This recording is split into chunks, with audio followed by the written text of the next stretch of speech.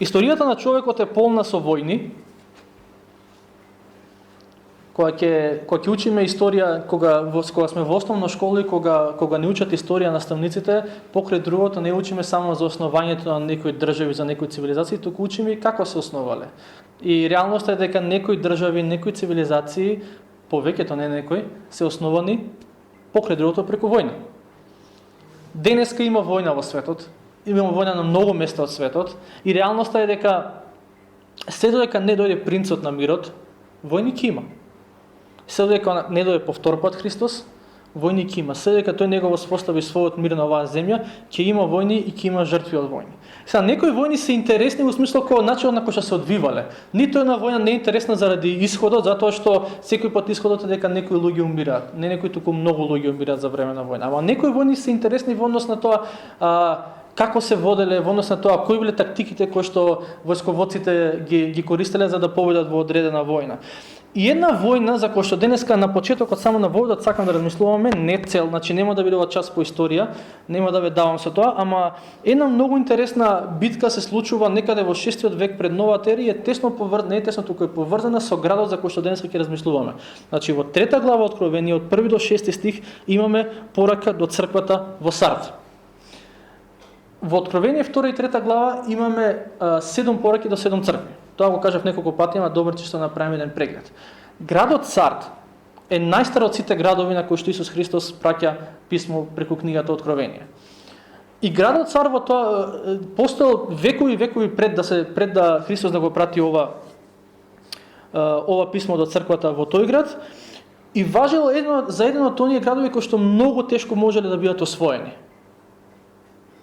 Причината за тоа е затоа што не е најсоодветна споредба, ама замислете го Скопје со Кале.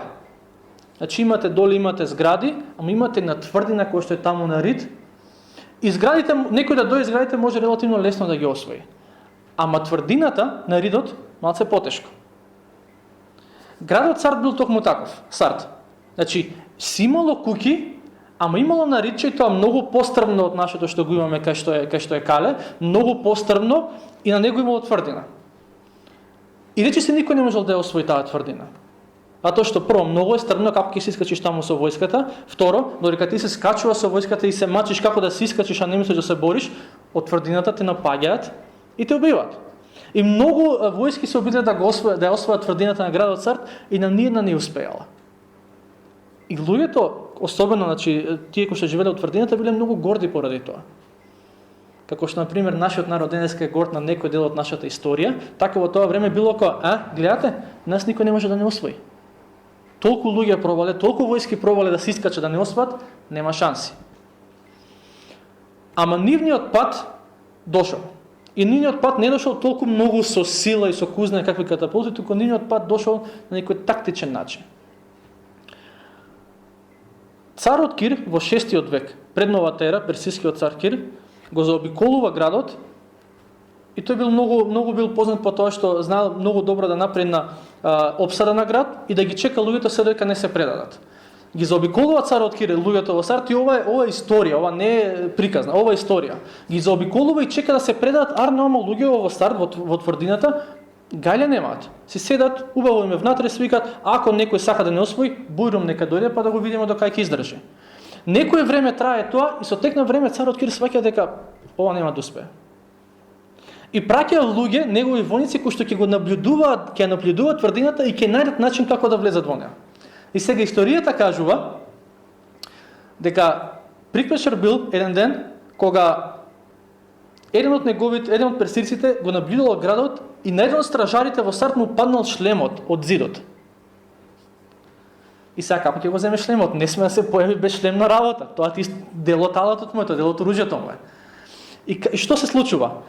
Стражарот, кој што е дел од тврдината во Сард, излегува по еден таен премин кој што само луѓето во Сард си го знаат. Во тврдината. Излегува, се спушта доле, си го зема шлемот, се качува, влегува низ таа тајна врата, тој таен премин и се качува горе и како ништо не се десило. Мислел дека никој не го видел, арно војник од Персија го гледа. Иде кај неговиот командир, командирот му кажува на царот Кир праќа војска преку тој премин да помине, и градот го освојуваат. Сега речете како врска има себова со нас или со писмото. Има. Затоа што делумно, покрај другото, тоа што Христос си го кажува на црквата во Сард, јас верувам лично дека се однесува и на тој момент од нивната историја. Затоа што Христос во еден дел од писмото до црквата во Сард ти вика: разбуди се. Ако не се разбудиш, ќе дојдам како крадец. Токму тоа е поинтата. Ако не бидете будни, ако не сватите што се случува во вашите животи, како што векови предходно ви влега персиците и ве освоија, ќе дојде момент, ако не се разбудите, ако не бидете трезвени духовно, ќе дојде момент кога јас ќе дојдам така кај вас. Ја да го читаме писмото кое што Господ Исус си го праќа на црквата во Сард. Значи Откровение, 3 глава од 1 до 6 стих. И вика вака: и на ангелот на Сардската црква напиши му: еве што вели оној кој ги има 7 звезди. Ги знам делата твои, носиш име дека си жив, а мртов си. Биди буден и утврдувај ги оние што се на умирање. Бидејќи делата твои не ги најдов совршени пред мојот Бог. Спомни си за она што си го примил и чул, и послушај го и покај се. Ако не бидеш буден, овие стихови покрај другото се однесуваат на тој дел од историјата. Ако не пазите што се случува, ако не бидеш буден, ќе дојдам против тебе како крадец и нема да дознаеш кога ќе дојдам против тебе. Но во Сард имаш неколку имења што не ги осквернија лиштата своји. Тие ќе одат со мене во бела облека, бидејќи се достојни. Кој победува, ќе биде облечен во бела облека. И нема да му го избришам името негово од книгата на животот, туку ќе го признаам името негово пред мојот Отец и пред неговите ангели. Кој има уво, нека чуе што им зборува Духот на црквите. Сите писма кои што Христос ги праќа во 7 цркви во книгата Откровение имаат еден одреден терк, а тој терк има 3 дела. Прво, Христос се представува и неговото представување е во контекст на тоа што Јован го гледа во првата глава. Второ, и кажува на црквата кои се нејзините добри или лоши страни. Некои цркви имаат само лоши страни, меѓу нив и црквата во Сард, и кажува што е нејзиниот проблем, и на крај од писмото има ветување. И тој терк го има овдека. Првото нешто што го прави Христос вика: еве што вели оној кој ги има 7 звезди. Изразот 7 звезди првпат се користи во 1 глава 16 стих, мислам дека. Да, во својата десна рака тој држеше 7 звезди. Во 1 глава 20 стих не е дадено објаснувањето. Вика 7 звезди се 7 ангели. И сега, толкувањето е дали биле вистински ангели, дали биле можеби водачите на црквите, може да е што и да е. Ја верувам дека повеќе дека се водачите на црквите. Ама идејата е дека и јас ги имам оние кои што ми служат мене, бидејќи зборот ангел на грчки значи гласник, некој кој што зборува во нечие име. И Христос вика: јас ги држам оние кои што се мои служители. Јас ги држам во мојата рака оние кои што се мои гласници. И по тој краток воведно кој што Исус се представува, вика: јас сум оној кој што ги држи моите служители во рака, оние кои што се мои гласници во рака. Христос и кажува на црквата: еве што е тоа што јас имам да ти го кажам. И од сите 7 цркви на кои што Христос праќа писмо во Откровение, само црквата во Сард и црквата во Лаодикеја скоро ништо добро не слушаат за нив. Во претходните има: ги знам твоите дела, ама ти фали љубов.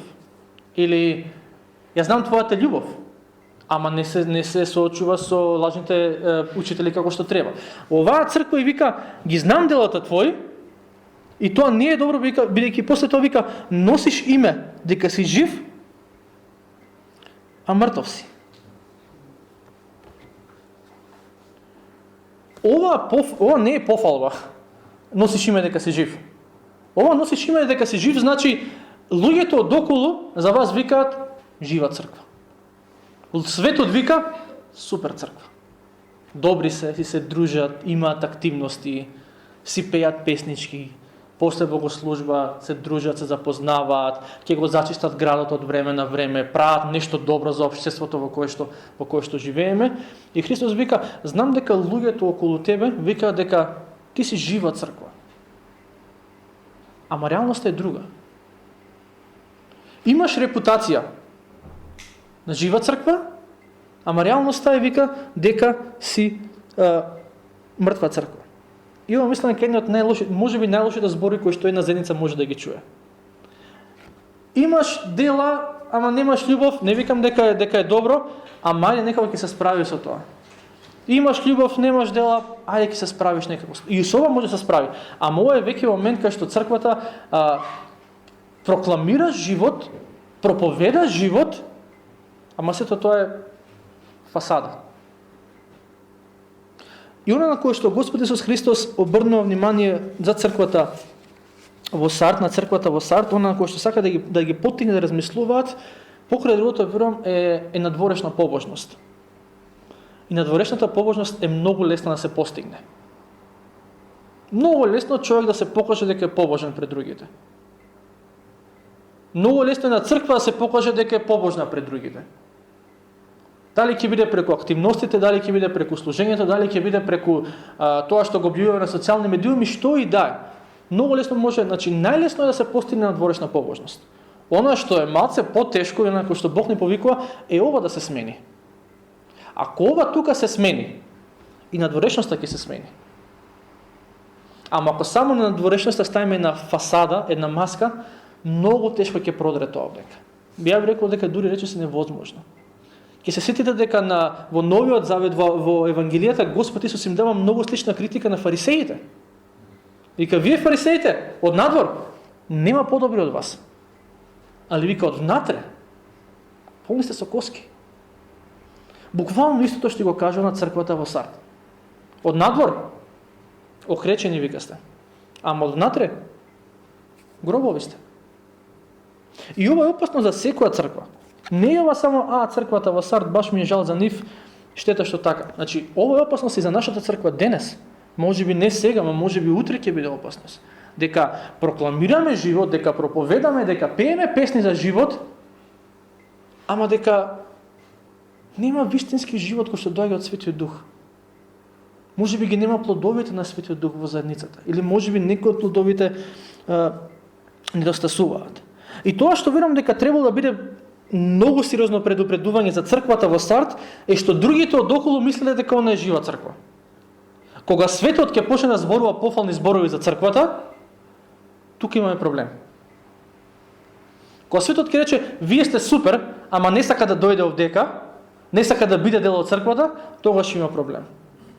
Кога светот ќе ни рече и нас како поединци, леле колку ти убава таа твоја вера, убаво што ти си веруваш, ама не го прифаќа тоа што ти го веруваш, само знај дека ти ласка и ништо повеќе. И тогаш треба се запрашаме, ако другите не фалат, ама не го сакаат тоа кој што го фалат, дали е тоа реално во нашите животи? Не сакам да бидам сватен погрешно. Не значи дека светот секој пат по автоматизам 100% ќе ја критикува црквата. Некој пат црквата ќе направи нешто кое што светот и е добро и светот ќе го пофали. Пример, да земеме сега ние да земеме да зачистиме цела оваа улица овдека кој што е кај нас, или да земеме да окречиме некои ѕидови во парк или кај да се кажа на памет, ќе речат, види ги овие се добри, прават нешто добро за општеството во кое што живееме. Да земеме да го чистиме цел градски парк, ќе речат, браво. И тоа е добро, не е лошо, нели? Ама генерално гледано, ако светот ја фали црквата, црквата не е во ред. Ако светот рече црквата е на добар пат, јас би рекол дека во најголем број случаеви црквата е на лош пат. И тоа се случува со црквата во Сард. Од надвор луѓето викаат, живи се, супер се. Ама Христос вика внатре не е тоа. И моментално тоа се случува со некои заедници на светско ниво, кои што ја прифаќаат ЛГБТ агендата. Пред некој време слушав едно интервју со бискупот, католичкиот бискуп во градот Келн. И репортерот беше од Балканот некаде беше, мислам дека од Босна беше, и седно го прашува сега треба ли главните бискупи во католичката црква да имаат состанок со папата. И покрај другото го прашува што ќе се разговара на тој состанок, и он вика покрај другото ќе разговараме за ЛГБТ агендата. И го прашува, добро, кој е вашето мислење за таа агенда, за таа идеологија? Он вика, јас мислам дека треба да ја прифатиме одоколу, се парафразирам. Треба да прифатиме, тие се наши браќа и сестри, тие се дел од црквата, Бог така ги создал и тоа е тоа. И на крај заклучокот на репортерот беше, католичката црква е на прав пат. Стварно? Репортер ќе каже дали католичката црква е на прав пат? Отвори некој Библија да види дали католичката црква е на прав пат? Не. Светот што ми ја фали црквата треба да рече: Господе, кажи каде грешиме. Нешто не е во ред овдека. Светот што ми ја фали нашата вера, и тоа како поединци. И не вика: супер си, јас би рекол дека исто така треба да се запрашаме да речеме: Господе, каде грешиме во ова. И Христос се вика на црквата: имаш репутација дека си жива, а реалноста е поинаква. И ова се однесува како на црквено, така и на поединечно ниво, секој од нас, бидејќи црквата е составена од поединци. Колку се зрели и колку се живи поединците во верата, толку ќе биде зрела и жива црквата во верата. Не можеме да очекуваме дека црквата ќе достигне некој ниво кој што секој еден од нас не го достигнал. И Христос се вели на црквата: едно е што мислат другите за тебе. Некој пат едно е што ти самиот мисли за себе. Тука пуште поголема заблуда е тоа. Кога ние самите си мислиме дека сме нешто, и Христос вика: не. Реалноста е малку поинаква. И мртва си, тоа е пораката на Исус Христос, нема врска со тоа дали црквата постои или не. Црквата си е тука, црквата си била таму, таа се собирала, си имала активности. Ама нејзиното влијание за Божјото царство го немало. Немало животот на Светиот Дух, го немало плодот на Светиот Дух, немало љубовта, радоста, мирот, заедништвото, кроткоста и така натаму, ги немало тие работи кои што произлегуваат од Светиот Дух. И духовната смрт во една заедница е многу лоша диагноза. Има многу нешта кои што може да придонесат за тоа. И повторно, додека зборуваме за овие работи, да не размислуваме само во контекст на црквата во Сар, да размислуваме за нашата заедница и да размислуваме за секој еден од нас поединечно. А многу работи може да придонесат за духовна смрт. Може да биде лошо учење. Може да биде лошо водство. Може да биде светост без љубов. Може да биде љубов без светост. Може да биде непокаяние. Тоа многу често ќе води кон духовна смрт. Кај што само седете си, правите си како сакате и Бог ве сака. И ако некој од тие работи, кога некој од тие работи ќе се појават овдека, помеѓу нас, одговорност на секој еден од нас е да рече: луѓе, да се справиме со ова. Одговорност на секој еден од нас е кога ќе се појават некои работи, лошо учење или ќе биде, лошо водство или ќе биде, несоодветно учење некој пат ќе биде, некој пат ќе биде недоволно за нешто, некој пат ќе биде непокајање. Кои да се работи? Ако ги приметиш во црквата, во оваа наша овдека, те молам, не премолчувај. Те молам, застани пред сите и кажи: ова треба да го средиме со Божја помош. Бидејќи тоа е љубовта. Љубовта не е ај нека си тера секој како сака и како знае. Љубовта е, браќа и сестри, не сме во права насока, не одиме во права насока. Дајте да ги оправиме овие работи не заради нас самите, да, и заради нас самите, ама најмногу заради Божјото царство. Црквата во Сарт е црква во која што сите ја фалат, ама нема влијание во општеството во кое што живее.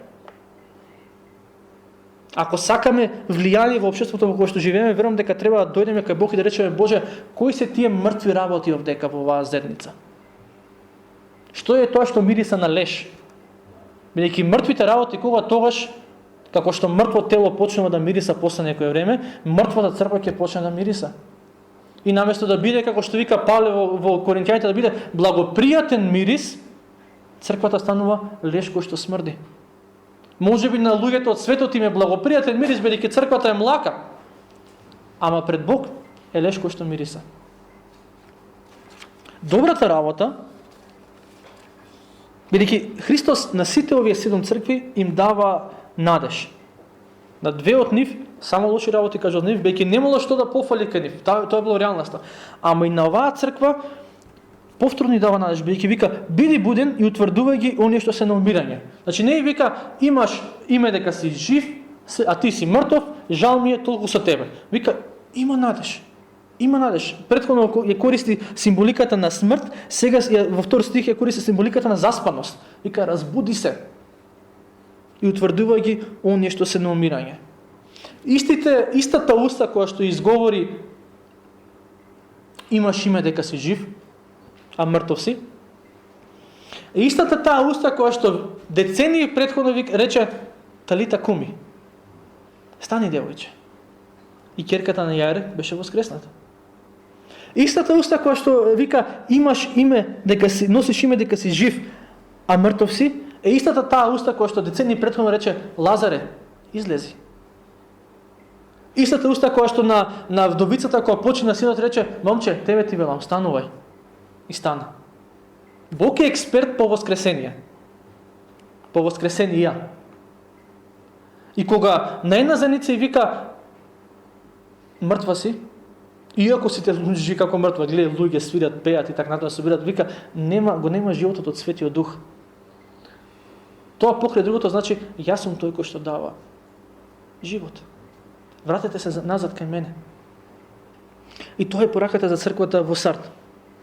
И една од важните духовни принципи кои што ги учиме преку книгата Откровение, го имаме ги редови, не е директно запишан, ама го имаме ги редови дека Христос секој пат прво доаѓа со милост, не доаѓа со суд.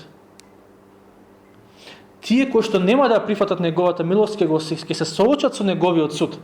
Ама на сите овие цркви, гледате, па дури и понатаму кога читаме за како се однесува и кон неверниците, на сите нив им дава шанса за покаяние.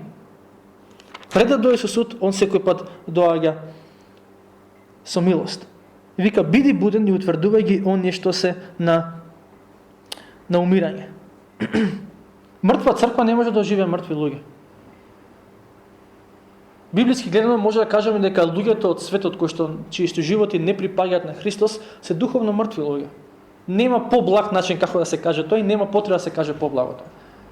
И кога црквата е мртва, надвор ќе шетаат мртовци и нема кај да најдат живот. Дали ќе прошетаат покрај црква или ќе влезат во црква или ќе влезат во зур, исто име. Исто име, зошто? Бидејќи ни тука ни таму нема живот, нема духовен живот. И затоа Христос се вика на црквата утврдувај ги оние кои што се на умирање. На некој начин вика биди жива за да дадеш живот. И како црквата може да оживее? Претходно спомнав кои се причините кои што може да придонесат до тоа црквата да биде мртва. Лошо водство, лоши проповеди, недоволно за нешто, недоволно љубов, многу други работи. Ама тие беа претпоставки само. Реалноста кажа дека најчесто тие се причините.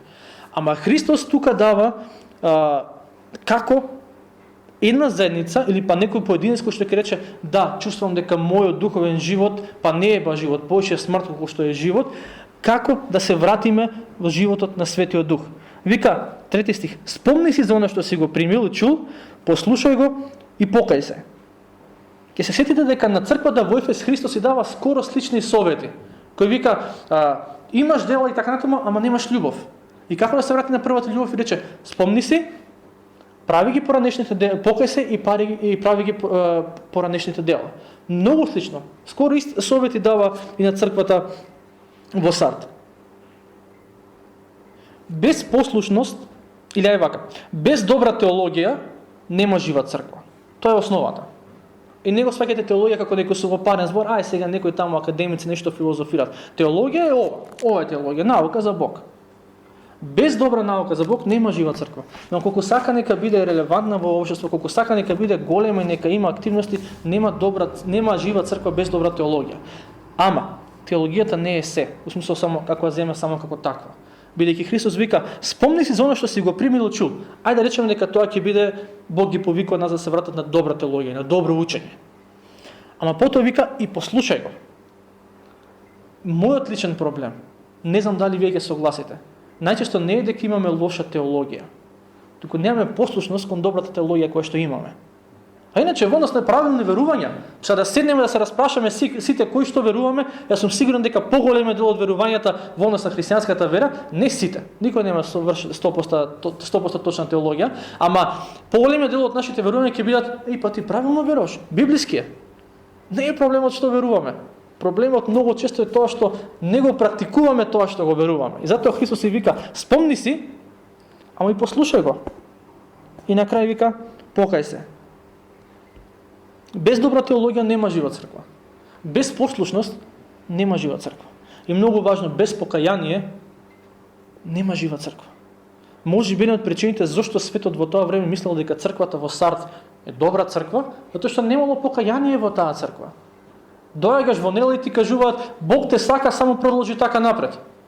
Христос вика, сакам да го вратите покаянието како една од најважните теми во вашите собирања. Ако нема покаяние во христијанскиот живот, нема живот, ај така да кажам. Има само леш кој што мириса и ништо повеќе. Значи, подсетување, послушност и покаяние. Скоро истите, дури би рекол, истиот совет кој што го дава на црквата во Ефес. И во Проповедник 4 глава 12 стих има проповедник пишал некои работи кои што не се внесува точно ова, ама ќе си ја земам слободата да го искористам таа илустрација за ова. А тоа е таму вика дека троstruko јаже тешко се кине. И се сетите на тој стих. Троstrukото јаже кое што е потребно на црквата, кој што Светиот Дух го пушта за да ја спаси од таа состојба која што се наоѓа, е подсетување на тоа што Бог не научи во неговиот збор, е послушност на тоа што сме го научиле и покаяние за тоа што не го практикуваме, тоа на кое што Бог не повикува. Троstruko јаже. Подсетување, послушност, покаяние. И Христос вика, еве го начинот како да бидеш будна. Еве го начинот како да се разводиш духовно. Еве го начинот како од смрт да преминеш во живот. И црквата има црквата како и секој од нас, како и нашата заедница, како и секој од нас поединец, кога Христос ќе ни каже нешто, немаме избор дали ќе го послушаме. Он не создал со слободна волја. Можеш да дојдеш во недела или да слушаш проповед, можеш да отвориш дома да читаш книга и да речеш, еј колку интересно да затвориш и да се проложиш по старо. И Христос вика, ја ви го праќам ова писмо. И ви кажам кој е проблемот и ви кажам кој е решението. Ако не бидеш буден, ќе дојдам против тебе како крадец и нема да дознаеш кога ќе дојдам против тебе. Сетите се на наставно што ви го кажав од историјата на Сарт. Си мислеле, па нас никој ништо не може. Ние сме се тука во тврдината, персици види го се смешни таму, се мачат, не може да се искачат, а камоли па да не освојат. Ние сме се тука безбедни. Вака ни е убаво. Си легнавме на брашното, ајде да видиме нека дојде сега некој нека освои оваа тврдина. И персиците дојдоа како крадец во ноќта и го освоија градот. И Христос преку овие зборови, ја верувам дека и вика на црквата во Сарт, ако сети се на твоето минато, како град, минато како град, ако не се научиш, ако не го направиш тоа на кој што јас те повикам, твоето минато ќе биде и твоја иднина. Тоа што се случило на градот, ќе се случи и во црквата. И затоа Христос се вика на црквата, разбуди се. Христос на секој од нас денеска ни вика, разбуди се. Не може да се живее. Удобноста е една од најголемите непријатели на христијанскиот живот. Кога секи ни биде таман, кога нака, животот може да станува помирен и се викаме, добре, фала ти Господе. Тие се најопасни периоди во животот. Не викам дека ние треба да посакуваме проблеми и така натаму, ама многу често тие работи не држат будни. Обично забораваме и на молитва, забораваме и на славење, забораваме и на четење, забораваме и на се останато. Ама кога дојде на тешкото, тука веќе Бог како да не буди од сон. Стани. И знам дека на никој од нас не му се допаѓа кога се балја кога ќе зазвони алармот. Сите ние би барем уште пола саат да поспиеме. Будењето од сон не секој пат е пријатно искуство е само кога сам ќе се разбудиш. Кога нема те разбуди алармот. Ама тие денови се многу ретки. Добро од време на време се почастиме со такви денови, ама најчесто ти звони алармот бидејќи имаш работа за завршување. И кога зазвони алармот, особено сега кога што е навор ладно, внатре ти е топло, го гледаш и свикаш, кај најде сега, барем уште саат време да можам да поспиам. Некој пат проблемите и неволите во животот се токму тие ситуации, кај што викаме, се случило нешто, се викаме, кај баш сега? Ама тоа е будење. Тоа е милоста на Светиот Дух, што ни вика, време е да станеш. И тоа некој што го вика на црквата во Сарт. И поинтата на се ова кој што го размислуваме во однос на заспаност, во однос на духовна смрт, не е само да критикуваме. Не е само да вперуваме прсти. Поинтата на се ова верувам дека е сериозно да дојдеме пред Бог и да прашаме, Боже, има ли нешто во мојот живот кој што мириса на леш? Има ли нешто во мојот живот кој што е заспано? Уште поважно, ова прво се однесува на заедница. Боже, оваа заедница, тие сме кои што сме. Има ли нешто кое што треба да се пробуди? Јас би рекол дека има. Сега прашањето само што е тоа, Бог да ни покаже. За црквата, ако црквата во Сард го послушаше тој совет, тогаш ќе беше вистински жива. Не како што светот ја дефинира жива, туку како што Бог ја дефинира како жива. Заспана црква не може ништо да му помогне, не може да му помогне на овој свет.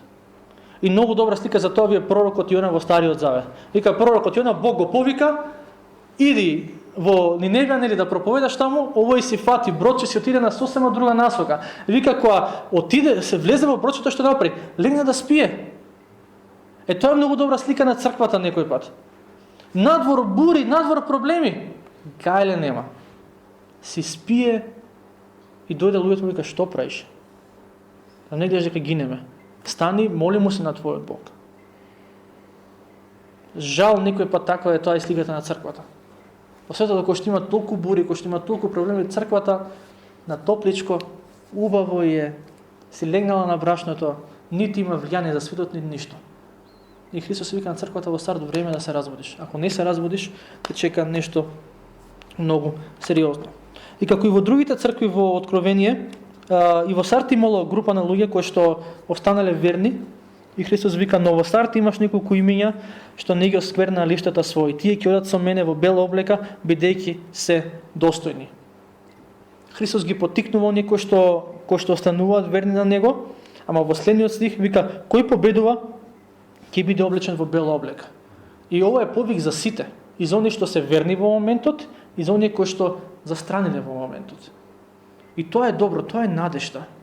Дека кога Христос доаѓа, се додека сме живи на оваа земја, има надеж да се поправиме. Во проповедник пишува, и живо куче е подобро од мртов лав. Со други збори, џаби имаш ти мртов лав ако немаш никакво фајде од него. Живо куче барем ќе има некакво фајде од него, ќе заврши некоја работа. Така и за нас, додека сме тука, Христос вика, без разлика дали си застранил или застранила, без разлика дали заедницата во некои аспекти застранила, се уште има надеж. Вика, кој победува? Не тој кој што до сега веќе победил, тој ќе биде. Не, кој допрва ќе се вклучи на таа група, кој ќе се врати на правото учење, кој ќе се врати на животот од Светиот Дух, тој ќе биде облечен во бела облека и нема да му го избришам името негово од книгата на животот. Овој стих, колку дебати и колку разговори поттикнал, нема да му го избришам неговото име од книгата на животот. Ај сега што значи ова? Некој вика, гледаш, спасението се губи. Ако не останеш верен до крај, Бог ќе земе гумичката, так, вака ќе дувне само, го нема неговото име или незиното име. Други викаат, ама не е тоа, не се губи спасението. На таа дебата нема да влегуваме. Она што е многу важно, верувам, од ова послание, не е дали се губи или не се губи спасението. Она што е многу важно е дали ти ќе бидеш буден и будна и ќе бидеш духовно трезвен и трезвена. Толку. Оние кои што се духовно будни, оние кои што живеат во послушност, оние кои што живеат во покаяние, немаат никаква причина да се плашат, леле, што е со моето спасение? Не дека ние го заслужуваме нашето спасение. Бог ни го дава преку вера, ама ако останеме во неговото слово, ако останеме во него, нема потреба ти да се грижиш дали се губил или не се губил. Не е воопшто важното. Битно е да останеме верни на Бог до крај. И вика, ќе го признаам името негово пред мојот Отец и пред неговите ангели. Ова е четврти пат да се спомнува зборот име или имиња во ова писмо. Она што Христос се го вели на црквата во Сард, во 3 глава 1 стих е, имаш име дека си жива. Еве што велат другите за тебе. Еве како другите те фалат. Он вика, батали тоа. Осигурај се дека ќе живееш на таков начин што јас ќе го прифатам твоето име. Што јас ќе го признавам твоето име. Убаво е, некој пат убаво ни доаѓа нас кога светот не фали. Добри сте вие, духовни сте, посветени сте на верата. Христос вика, тоа е ирелевантно, што велат другите за тебе. Она што навистина важно е, вика, и јас да те признам пред мојот Отец и пред неговите ангели. И тоа е стварно така. Не е толку многу важно каква е нашата репутација пред другите, колку што е важно каква е реалноста во која што живееме. Бидејќи 5 статуси да напишам во следните 5 дена на Facebook и луѓето ќе речат, ја што е духовен овој. Тоа е репутација. А од кај ме знаат они што правам во другите 23 сати и 55 минути од мојот живот? Тоа е реалност. Во тоа време нема социјални мрежи, ама тоа е поинтата. Едно мислат другите за тебе, вака се представуваш пред другите, ама ова е реалноста. Исус вика, тргни ја таа маска. Време е да се покаже реалноста и време и јас да ја сменам таа реалност. Време е тоа што е мртво, јас да го оживеам. И сега прашањето е дали црквата во Сард го послушала тоа што Господ Исус си го кажа. Може би да, може би не. Според црковното предание, во вториот век од новата ера, веќе при крајот на вториот век од новата ера, има еден црковен свештеник кој што е познат како Мелитон Сардиски. Мелитон Сардиски е човек кој што бил свештеник во црквата во Сард. Избори имало се случува можеби отприлика 100 години по писмото, откако го примаат, од црквата во Сард го прима писмото. Мелитон Сардиски, ако имате време, читате за него, во некои аспекти контроверзна личност, во некои аспекти многу корисна личност, ама бил свештеник во црквата во Сард. И сега тоа може би значи дека црквата во Сард рекла, стварно е, ово што Христос го вика, ова е стварно вистина, да се покаеме, да се вратиме назад кај него. Ама до денес таа црква не постои. Што значи дека може би привремено послушале, ама во крајна смисла не биле послушни, или може би нивниот пат дошол од некоја друга страна. И она кое што верувам дека треба да го размислиме во контекст на ова писмо кое што Христос си го праќа на црквата во Сард е да размислиме прво за нашата заедница. Има ли нешта, има ли аспекти од нашата заедница, има ли делови од нашата заедница за кои што мислиме дека се супер, а Бог вика се лажете. И ова не го зборам само чисто ради критика како критика. Ова го зборам затоа што Христос не дава критика како критика само заради критика. Туку вика, сакам да оживеете. И верувам дека тоа е тоа што треба да го размислиме за нас како заедница. Боже, ова треба да биде наша молитвена потреба, нели, некој пат кога споделуваме молитвени потреби како заедница, молитвена потреба на нашата заедница треба да биде покрај другото. Боже, покажи ни. Дали можеби сме заспале во нешто? Покажи ни дали можеби некои аспекти од нашата заедница мирисаат на нешто што е на леш. А и секој од нас нека се приспита. Секој еден од нас е добро да го праша Бог, Боже, има ли нешто во мојот живот? Не има ли? Што е тоа во мојот живот? Што е заспано? Може би сведочењето за другите. Може би молитвениот живот. Може би посветеноста на Бог. Може би заедништвото со браќите, со сестрите. Може би светоста. Не знам што е. Бог ќе ти каже и Бог ќе ми каже. И кога ќе опрашаме Бог тие работи, Бог веројатно ќе ни одговори. И како и за црквата во Сард вика, врати се назад. Пробуди се. Пробуди се, кога ќе се пробудиш, кога ќе дојде животот од Светиот Дух во тебе лично, кога ќе дојде животот од Светиот Дух во вас заедница, Христос вика, тогаш ќе бидете вистински живи. И кога заедницата ќе биде вистински жива, тогаш заедницата ќе има влијание за Божјото царство. Заедница која што овој свет ја фали, е заедница која што нема да го промени светот. Не викам дека овој свет нас не фали, а врска немам што зборат луѓето, што зборат комшиите за нас. И не е важно. Тоа е поентата на ова послание. Ич не е важно што вика светот за црквата, освен ако светот ја фали црквата. Ако светот ја фали црквата, тоа и како е важно, бидејќи е знак. Ама ако зборуваат лоши работи, тоа е добро. Тоа е добро. Не лоши работи дека случуваат гревови овдека, па се вика ту види ги грешници. Лоши работи ако чисто нововерци и така натаму, нека зборат што сакаат. Ама оно што е важно според ова послание е што е тоа што Бог го кажува за црквата. Како Бог ја проценува нашата заедница? Тоа многу би сакал да го знам. Малце ме плаши одговорот, ама би сакал исто така да го знам. Што вели Бог за Евангелска соборна црква Центар? Нешто велиме ние. Ние ќе се фалиме, нашата заедница. Нема како нашата заедница никаде. Но можеш цел свет да го обиколиш. Ова, тука, тоа е права ствар. Тоа е окей, ние сме се пристрасни. Бог што вели за оваа заедница? И кога Бог ќе ни каже, а верувам дека можеби нема да ни прати писмо и ќе рече еве што велам јас за таа зеница, ама ќе ни открие кога бараме тоа. И не само што ќе ни открие, туку ќе ни даде начин и како да се справиме со нештата кои што го повредуваат неговото срце.